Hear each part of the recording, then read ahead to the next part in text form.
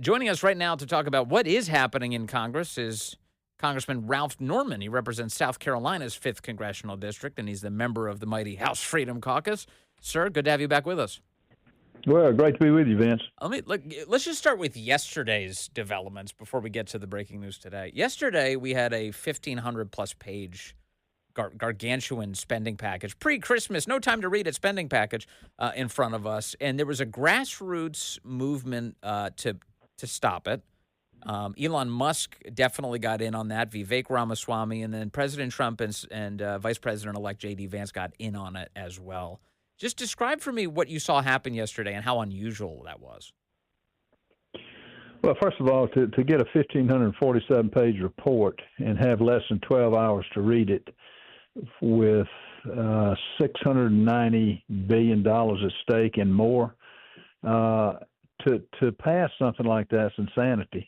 And so that's the first thing. The second thing, when you got into the content of the bill, it had paying for the bridge that collapsed. It had the language for pay increase for Congress. It had language that would prevent evidence from the January 6th coming out more fully.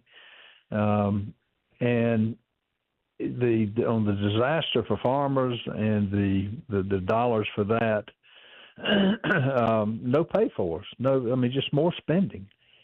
And so, a lot of us just said we're not doing that. And as it got around Capitol Hill, as they had the whip count, the support just dwindled. And bear in mind, this was going on suspension. And to your listeners, that means it doesn't go through Rules Committee where we get to debate it, vote on it, and know what's in the bill.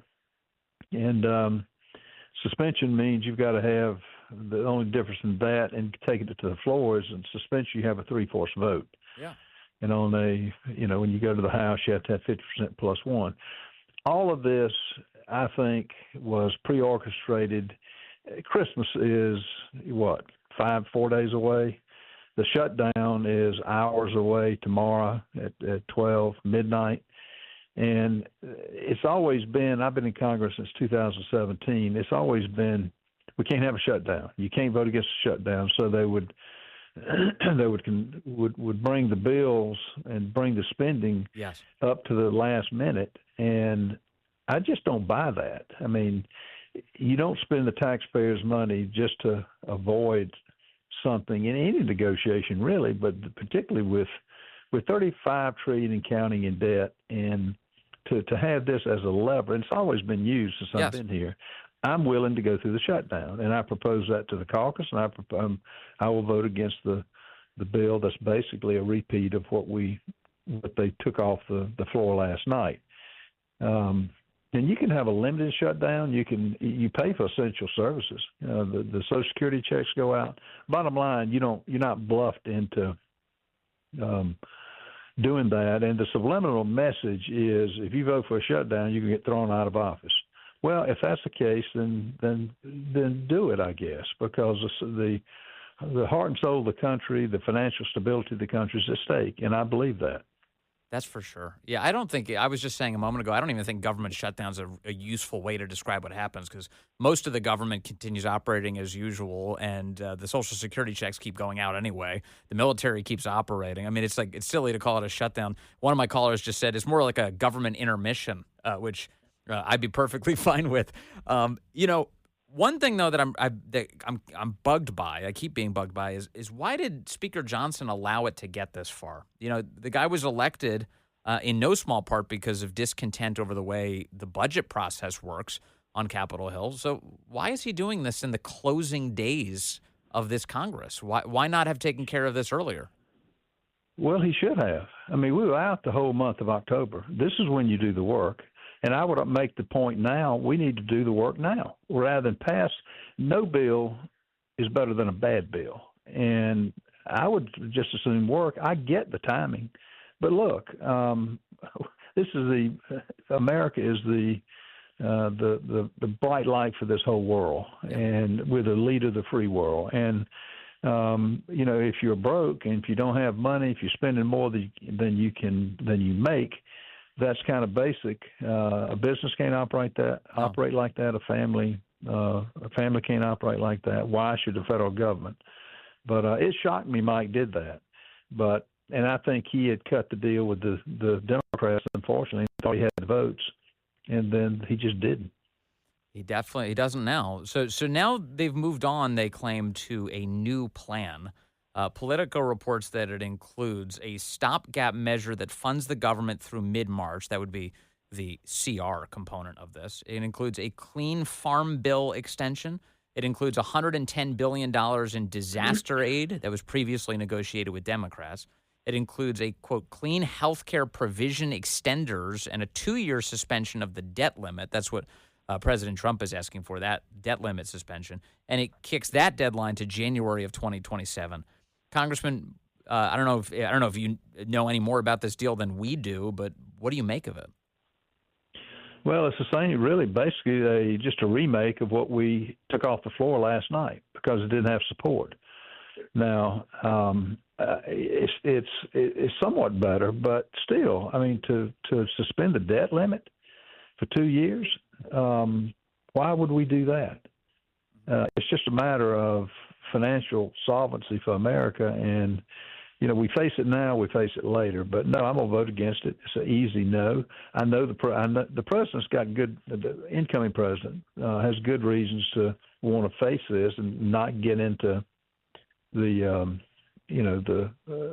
new year and face Schumer and the rest of them with the debt crisis, because they've always used that to their advantage. But it's a new day. The good news is we got the House, the Senate, we got the presidency. I like President Trump's policies. They're going to be expensive. We heard a report from Tom Homan this morning. Deporting the 15 million in this country is terribly expensive. It's going to be $1 billion, if not more. So I get he needs the money, but where's cuts come in? The things we're voting on tonight, there's no offsets again. I mean, put it up. Let's go individually, line item by line item, and make the necessary cuts. Yes. that the DOJ Commission's doing. But we're not even doing that. Will this, as you understand it right now, will this be one piece of legislation? Everything that we're discussing, it's not going to be separated at all. To my knowledge, and I haven't seen this, 166 pages coming out. Yeah, that's the fallacy of this thing. You're not herded into a corner. Yeah, 166 pages. I wouldn't buy a toaster without reading 4 pages or 3 pages, much less 166, and much less 1,547 pages. Yeah. I mean, why not pass a clean CR, a one-pager, and then if you want to pass disaster aid or anything else, why not make it a separate piece of legislation? It should be like that. And yet it's not. It should be. And we don't have the time. We're using the clock is ticking because of the shutdown. That should not be a deterrent for getting good legislation. You take as much time as it needs and I get we don't have the Senate now. But in, what is this, the 19th? What? Yes. 12 days, we'll be in a new year. Nothing's going to happen between now and then, really. Nobody needs the money that quick. And I'm all for disaster relief for farmers. I've heard from them. I believe them. For disaster, I feel for the people who are victims of Helene. But you have offsets. You just don't borrow it and print more money. That's where the difference is. The president, as you point out, he does want the debt limit suspended. He'd like to basically get rid of that. The reason for that seems abundantly clear to me, which is he doesn't want Chuck Schumer and the Democrats to have any leverage next year at any point because he'd like to get his agenda underway without having anything hanging over his head. That said, today he's taken a particular shining to, well, not shining, whatever the opposite of that is. He doesn't like Chip Roy today. He's angry at Congressman Chip Roy, who he says is, quote, getting in the way. And he says all for the sake of some cheap publicity for himself. Congressman Ralph Norman, I believe Chip Roy, and you don't have to speak for him, but I believe the reason they're at odds is because Chip Roy doesn't want to suspend the debt ceiling. I think he's trying to hold the debt down, right? I've been with him late last night when we met with Senators Vivek Ramaswamy. I've been with him this morning. We've had 3-hour meetings. The president's wrong on this. He's not doing it for publicity. There are no cameras and we were hammering out the detail. No, he wants a thoughtful plan. Chip has been around far more than any of us. He's been a staffer. He's worked on the Hill for a long time. He's a lawyer. He's very bright. And so not take up for Chip on that. That's not right. That's not a good characterization of him. Now, the president can do that, but to say that he's doing it for publicity and he's unpopular and for challengers to line up, that's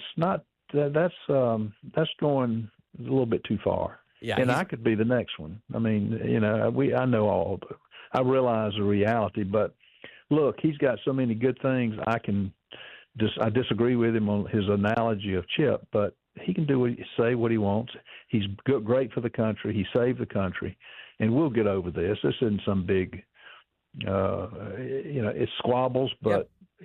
We can have a healthy discussion, and we can agree to disagree. So, yeah, and you're all adults. So when it comes to what's going to happen today, in your view, Congressman, do you think that this spending deal, whatever it is, ends up passing today? Do you, just based on kind of your perspective on it, you said you're a no vote on it. Will there be many more no votes?